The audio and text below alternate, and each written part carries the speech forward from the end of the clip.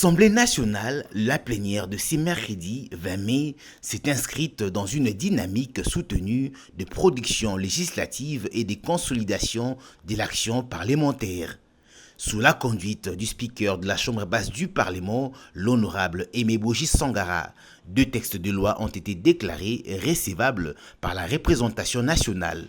Les premiers portent sur les projets de loi autorisant la ratification du protocole visant à éliminer les commerces illicites des produits du tabac. Présenté par la Commission mixte Relations extérieures, sociales et culturelles, dirigée par le député national Berthold Oulungu, le rapport a été défendu en plénière par le rapporteur adjoint de la dite commission, le député national Jacques Safari.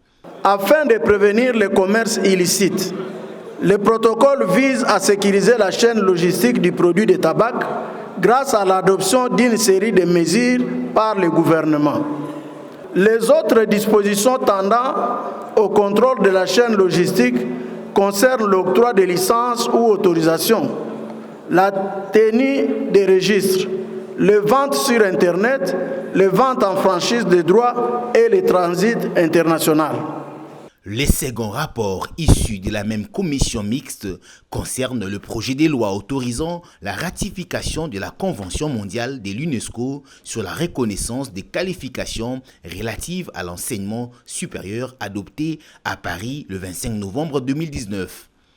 Cette convention constitue le premier cadre juridique universel visant la facilité de reconnaissance équitable, transparente et non discriminatoire des diplômes, certificats et périodes d'études entre les États parties.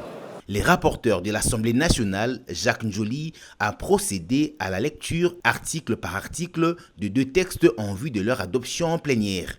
À l'issue de cet exercice, les 2 projets de loi, composés chacun de 2 articles, ont été adoptés sans amendement par les députés nationaux. Par ailleurs, un 3e rapport de la commission ATI-INTIC relatif à la proposition de loi modifiant et complétant la législation sur les bois loyers non professionnels a été présenté par le député national Patrick Mouniomo.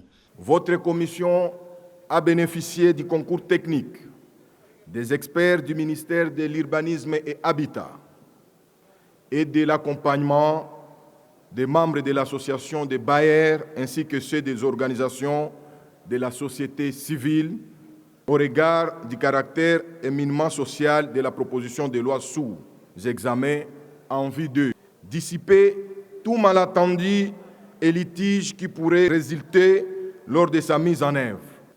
Rééquilibrer les relations souvent conflictuelles entre les propriétaires dits barrières et les preneurs dits locataires, tout en renforçant les rôles de l'État. Ce rapport a été approuvé mais renvoyé en commission pour amendement dans un délai de 48 heures.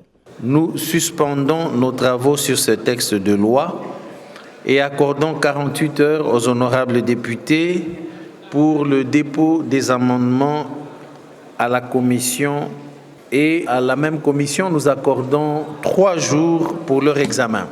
La plénière a également été marquée par une communication du 2e vice-président de l'Assemblée nationale, Christophe Mbosso, revenant sur ses précédentes déclarations faites lors de la séance plénière du vendredi dernier. Dans son intervention, il a retiré ses propos à la suite des réactions enregistrées au sein de l'opinion et parmi les députés. Prenant acte de cette démarche, le speaker de la Chambre basse du Parlement, Aimé Boji Sangara, a salué un geste de responsabilité et d'humilité institutionnelle, invitant notamment le jeune à s'en inspirer.